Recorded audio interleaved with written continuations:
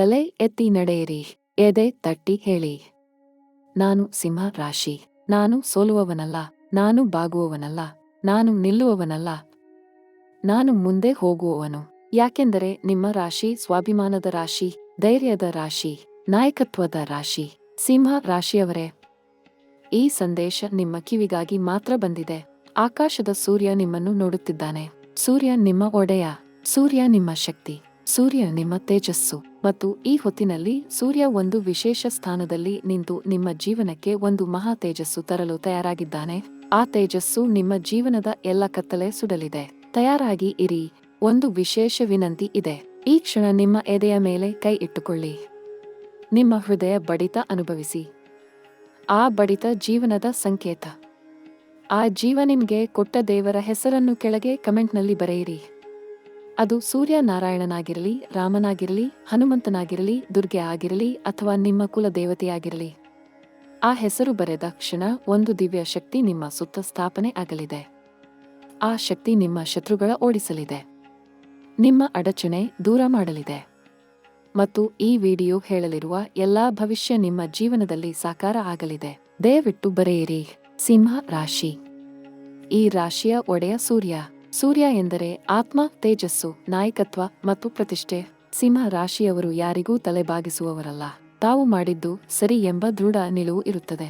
ಮನಸ್ಸಿನಲ್ಲಿ ಅಪಾರ ಸ್ವಾಭಿಮಾನ ಇರುತ್ತದೆ. ಆದರೆ ಆ ಸ್ವಾಭಿಮಾನ ಕೆಲವೊಮ್ಮೆ ಒಂಟಿ ಮಾಡಿರಬಹುದು. ಯಾರಿಗೂ ಕಷ್ಟ ಹೇಳಿಕೊಳ್ಳಲಾಗದ ಸ್ಥಿತಿ ಇದ್ದಿರಬಹುದು. ಒಳಗೆ ಎಲ್ಲ ನೋವು ಇಟ್ಟುಕೊಂಡು ಹೊರಗೆ ಬಲಶಾಲಿಯಂತೆ ಕಾಣಿಸಿಕೊಳ್ಳುವ ಸ್ಥಿತಿ ಇದ್ದಿರಬಹುದು. ಆ ಒಳ ನೋವು ಈ ಹೊತ್ತಿನಲ್ಲಿ ಗುಣ ಆಗಲಿದೆ. ಸೂರ್ಯ ಮತ್ತು ಗುರು ಒಟ್ಟಾಗಿ ನಿಮ್ಮ ಜೀವನ ಬೆಳಗಲು ತಯಾರಾಗಿದ್ದಾರೆ. ಈ ಹೊತ್ತಿನ ಗ್ರಹ ಸ್ಥಿತಿ ಬಗ್ಗೆ ಒಂದು ವಿಶೇಷ ಮಾತು. ಸಿಂಹ ರಾಶಿಯ ಮೇಲೆ 100 ವರ್ಷಗಳ ನಂತರ ಒಂದು ಅಪೂರ್ವ ಗ್ರಹ ಸ್ಥಿತಿ ರಚನೆಯಾಗಿದೆ. ಸೂರ್ಯ ಮತ್ತು ಗುರು ಒಟ್ಟಾಗಿ ನಿಮ್ಮ ಭಾಗ್ಯ ಭಾವ ಬೆಳಗುತ್ತಿದ್ದಾರೆ. ಶನಿ ನಿಮ್ಮ ಕರ್ಮ ಭಾವ ಶಕ್ತಿ ಕೊಡುತ್ತಿದ್ದಾನೆ. ರಾಹು ನಿಮ್ಮ ಜೀವನಕ್ಕೆ ಒಂದು ಮಹಾ ಅವಕಾಶ ತರಲಿದ್ದಾನೆ. ಕೇತು ನಿಮ್ಮ ಆಧ್ಯಾತ್ಮಿಕ ಪ್ರಜ್ಞೆ ಜಾಗೃತ ಮಾಡುತ್ತಿದ್ದಾನೆ. ಈ ಎಲ್ಲ ಗ್ರಹಗಳ ಒಟ್ಟು ಶಕ್ತಿ ಸಿಂಹ ರಾಶಿಯ ಮೇಲೆ ಒಂದು ಮಹಾ ತೇಜಸ್ಸು ಸೃಷ್ಟಿ ಮಾಡುತ್ತಿದೆ. ಆ ತೇಜಸ್ಸು ನಿಮ್ಮ ಜೀವನದ ಪ್ರತಿ ಕ್ಷೇತ್ರ ಬೆಳಗಲಿದೆ. ಇದು ನಿಮ್ಮ ಜೀವನದ ಸುವರ್ಣ ಅವಧಿ. ಉದ್ಯೋಗ ಕ್ಷೇತ್ರದ ಬಗ್ಗೆ ಮಾತನಾಡೋಣ. ಸಿಂಹ ರಾಶಿಯವರು ನಾಯಕರಾಗಿ ಜನಿಸಿದ ಜನ. ಆದರೆ ಆ ನಾಯಕತ್ವ ಗುಣ ಗುರುತಿಸಲ್ಪಡದ ಸ್ಥಿತಿ ಇತ್ತಲ್ಲ. ನೀವು ಮಾಡಿದ ಶ್ರಮ ಬೇರೆಯವರ ಹೆಸರಿನಲ್ಲಿ ಹೋದ ಅನ್ಯಾಯ ಅನುಭವಿಸಿದ್ದೀರಾ? ಆ ಅನ್ಯಾಯ ಈ ಹೊತ್ತಿನಲ್ಲಿ ಕೊನೆಯಾಗಲಿದೆ. ಗುರು ಮತ್ತು ಸೂರ್ಯ ಒಟ್ಟಾಗಿ ನಿಮ್ಮ 10ನೇ ಭಾವ ಬೆಳಗುತ್ತಿದ್ದಾರೆ. ನಿಮ್ಮ ಕೆಲಸದ ಬಗ್ಗೆ ಮೇಲ್ಮಟ್ಟದಲ್ಲಿ ಒಂದು ಮಹತ್ವದ ಚರ್ಚೆ ನಡೆಯಲಿದೆ. ನಿಮ್ಮ ಹೆಸರು ಒಂದು ಮಹತ್ವದ ಸ್ಥಾನಕ್ಕೆ ಪರಿಗಣನೆ ಆಗಲಿದೆ. ಬಡ್ತಿ ಖಂಡಿತ ಬರಲಿದೆ. ನಿಮ್ಮ ಶ್ರಮಕ್ಕೆ ತಕ್ಕ ಗೌರವ ಈ ಅವಧಿಯಲ್ಲಿ ಸಿಗಲಿದೆ. ಕೆಲಸ ಹುಡುಕುತ್ತಿರುವ ಸಿಂಹ ರಾಶಿಯವರಿಗೆ ಒಂದು ಸಿಂಹ ಸಂದೇಶ ಹೇಳಬೇಕು. ನೀವು ಸಿಂಹ ರಾಶಿ. ನೀವು ಕೇಳುವ ಜನ ಅಲ್ಲ, ನೀವು ಪಡೆಯುವ ಜನ.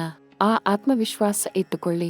ಮುಂದಿನ 10 ದಿನಗಳಲ್ಲಿ ಒಂದು ಮಹತ್ವದ ಅವಕಾಶ ಬರಲಿದೆ. ಆ ಅವಕಾಶ ನಿಮ್ಮ ಸಾಮರ್ಥ್ಯ ಗುರುತಿಸಿ ಬರಲಿದೆ.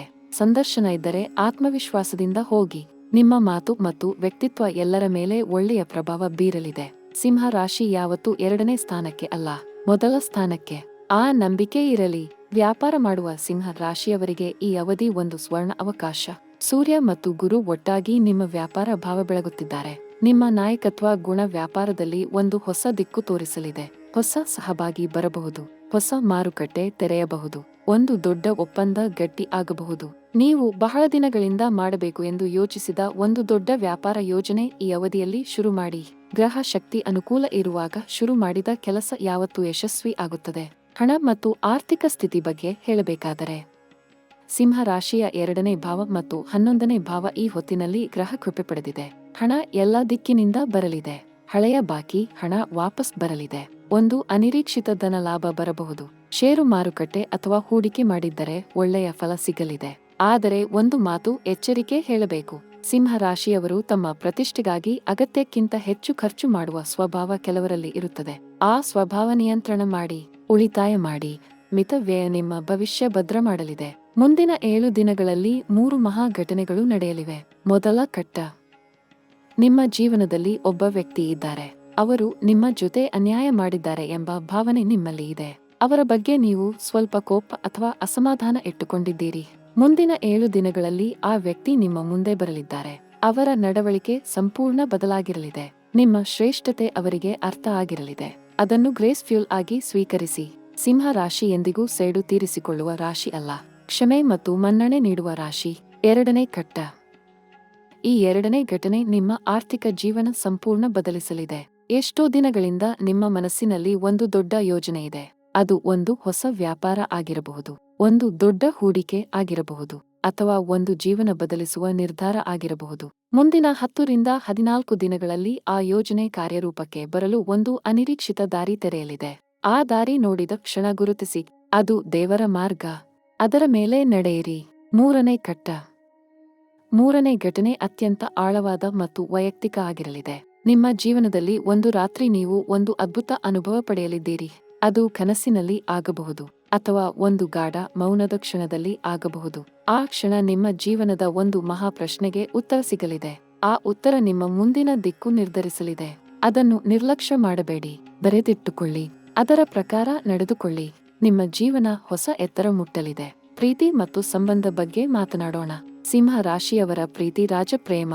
ತಾವು ಪ್ರೀತಿಸಿದ ವ್ಯಕ್ತಿಗೆ ಜಗತ್ತನ್ನೇ ಕೊಡಲು ತಯಾರು. ಆದರೆ ಆ ಪ್ರೀತಿ ಸರಿಯಾಗಿ ಅರ್ಥ ಆಗದ ನೋವು ಇದ್ದಿರಬಹುದು. ಈ ಹೊತ್ತಿನಲ್ಲಿ ಶುಕ್ರ ಮತ್ತು ಸೂರ್ಯ ಒಟ್ಟಾಗಿ ನಿಮ್ಮ ಸಂಬಂಧ ಭಾವ ಬೆಳಗುತ್ತಿದ್ದಾರೆ. ಹೊಸ ಪ್ರೀತಿ ಬರಬಹುದು, ಹಳೆಯ ಸಂಬಂಧ ಮತ್ತೆ ಜೀವ ತಳೆಯಬಹುದು. ಸಂಗಾತಿ ನಿಮ್ಮ ಮಾತು ಕೇಳಲಿದ್ದಾರೆ, ನಿಮ್ಮ ಭಾವನೆ ಅರ್ಥ ಮಾಡಿಕೊಳ್ಳಲಿದ್ದಾರೆ. ಪ್ರೀತಿ ಕೊಡಲು ತಯಾರಾಗಿ ಇರಿ. ಸ್ವಾಭಿಮಾನ ಮಹತ್ವದ್ದು, ಆದರೆ ಪ್ರೀತಿಯ ಮುಂದೆ ಸ್ವಲ್ಪ ಮೃದು ಆಗುವುದು ಒಳ್ಳೆಯದು.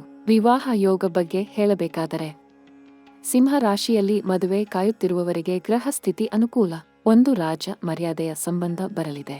ಆ ಸಂಬಂಧ ನಿಮ್ಮ ವ್ಯಕ್ತಿತ್ವಕ್ಕೆ ತಕ್ಕ ಸಂಬಂಧ ಆಗಿರಲಿದೆ. ಮದುವೆ ಆಗಿರುವ ದಂಪತಿಗಳಿಗೆ ಹೇಳಬೇಕಾದರೆ, ದಾಂಪತ್ಯದಲ್ಲಿ ಸ್ವಲ್ಪ ಅಹಂಕಾರ ಬಿಟ್ಟು ಸಂಗಾತಿ ಜೊತೆ ಮೃದುವಾಗಿ ಮಾತನಾಡಿ. ಅದು ನಿಮ್ಮ ದಾಂಪತ್ಯ ಸ್ವರ್ಗ ಮಾಡಲಿದೆ. ಸಿಂಹ ರಾಶಿ ಮನೆ ಮತ್ತು ಸಂಬಂಧ ಎರಡರಲ್ಲೂ ರಾಜ ಆಗಬಲ್ಲರು. ಆ ರಾಜತ್ವ ಮೃದುತ್ವದಲ್ಲಿ ಇದೆ, ಕಾಠಿಣ್ಯದಲ್ಲಿ ಅಲ್ಲ. ಕುಟುಂಬ ಜೀವನ ಬಗ್ಗೆ ಹೇಳಬೇಕಾದರೆ, ಸಿಂಹ ರಾಶಿಯ 4ನೇ ಭಾವ ಈ ಹೊತ್ತಿನಲ್ಲಿ ಗ್ರಹ ಕೃಪೆ ಪಡೆಯುತ್ತಿದೆ. ಮನೆ ಮಂದಿ ಜೊತೆ ಸಂಬಂಧ ಉತ್ತಮ ಆಗಲಿದೆ. ಹಿರಿಯರ ಆರೋಗ್ಯ ಸ್ವಲ್ಪ ಉತ್ತಮ ಆಗಲಿದೆ.